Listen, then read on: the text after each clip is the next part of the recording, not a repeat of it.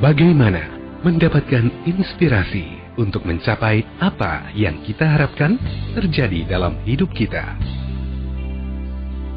Sejauh mana kita mengenal tipe kepribadian kita dan orang lain untuk menjadi lebih mawas diri di dalam berinteraksi dengan orang lain? Berikut Smart Personality bersama Ronald Mira Runtuwene, Managing Director Mark Solution, Management Consultants in Marketing, Training and Recruitment. If there's doubt and you're cold, don't you worry what the future holds. Smart Listener, kita jumpa lagi dalam acara Smart Personality bersama saya Ronald Runtuwene.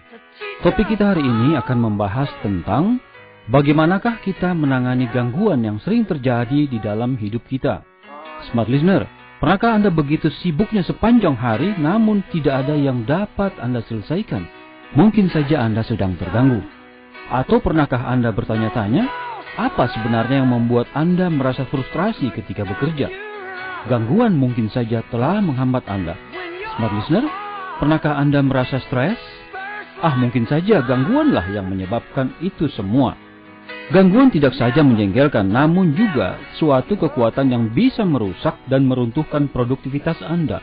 Contohnya, rekan kerja yang kerjanya ngobrol melulu, atau mungkin persoalan-persoalan pribadi, atau juga hari-hari yang panas, hujan terus-menerus, liburan-liburan yang terlalu banyak, gempa bumi, utang-utang, para salesman, persoalan keuangan, masalah kesehatan, dan lain sebagainya. Smart Listener, bagaimana Anda menangani gangguan-gangguan tersebut? Tatalah dengan tepat. Siapapun atau apapun yang pada akhirnya bisa tertata dengan baik, kebanyakan disebabkan oleh adanya gangguan-gangguan yang pernah terjadi sebelumnya. Itu kata Lafayette Ronald Hubbard, seorang psikolog. Smart Listener, perusahaan yang tertata dengan baik memahami yang namanya gangguan dan selalu siap dengan penataan secara tepat. Misalnya saja, seorang pekerja tidak masuk bekerja karena sakit, maka secara otomatis pimpinan perusahaan akan memanggil pekerja pengganti yang memang sudah disiapkan untuk itu, yang biasanya didapat dari agen-agen tenaga kerja atau pihak ketiga. Kemudian memberikan arahan-arahan dan beberapa catatan apa yang harus dikerjakan, sehingga dengan demikian semua orang dapat bekerja sesuai apa yang dituntut dari mereka. Biasanya suatu perusahaan yang belum tertata dengan baik membutuhkan waktu untuk mendiskusikan apa yang menjadi masalah sebelum tiba pada solusi yang tepat. Perusahaan seperti itu kadang mengalami gangguan sepanjang hari, sebab mereka harus segera menyelesaikan pekerjaan yang tertinggal oleh pekerjanya. Ketika pemilik sebuah perusahaan yang tertata dengan baik berhadapan dengan masalah hukum, maka mereka dengan mudahnya mendelegasikan kepada pengacara hukumnya dan kembali fokus pada bisnisnya. Sedangkan perusahaan yang belum tertata dengan baik akan menemui kesulitan sepanjang hari. Mereka meninggalkan pekerjaan dan bisa jadi berjam-jam di telepon penuh dengan kekhawatiran. Perusahaan yang tertata dengan baik sanggup menangani kondisi darurat, bencana, dan lonjakan produksi bila terjadi tanpa kesulitan. Namun, perusahaan yang belum tertata dengan baik akan kewalahan. Smart Listener, bagaimana dengan pribadi kita? Kita perlu melakukan penataan pribadi. Tatalah kehidupan pribadi Anda sehingga Anda tidak terganggu dalam upaya meningkatkan produktivitas dan juga pendapatan Anda. Sebagai contoh, Anda tidak perlu sibuk ke sana kemari mencari orang yang mau Anda ajak bicara. Juga sangatlah kelihatan bodoh jika Anda harus membaca surat demi surat yang tiba di tempat Anda. Nah, jika hidup Anda memang tertata dengan baik, maka semua sistem komunikasi Anda pun tentu tertata dengan baik pula. Sehingga Anda benar-benar hanya menerima surat yang ada kaitannya langsung dengan pekerjaan Anda. Kecuali tentunya jika ada situasi darurat, di mana Anda mungkin terpaksa menggantung dulu semua urusan keluarga, urusan pribadi, dan bahkan urusan kesehatan Anda sendiri. Semua pengusaha kelas atas melakukan semua itu dan mereka tidak mudah terganggu. Selama bekerja tidak ada yang lebih penting selain bekerja itu sendiri. Smart Listener, jika saja mobil Anda tidak mau hidup mesinnya, atau komputer Anda macet, atau ada bencana kecil yang terjadi, Anda sudah mempunyai rancangan-rancangan cadangan. Anda benar-benar telah menata diri dengan baik dan tidak terganggu dengan masalah-masalah tersebut. Anda menuntaskan pekerjaan Anda walaupun ada rintangan. Nah, smart listener, bagaimana caranya menata dengan lebih baik? Yang pertama, tulislah 5 gangguan terbesar menurut Anda atau setidaknya yang berpotensi mengganggu Anda.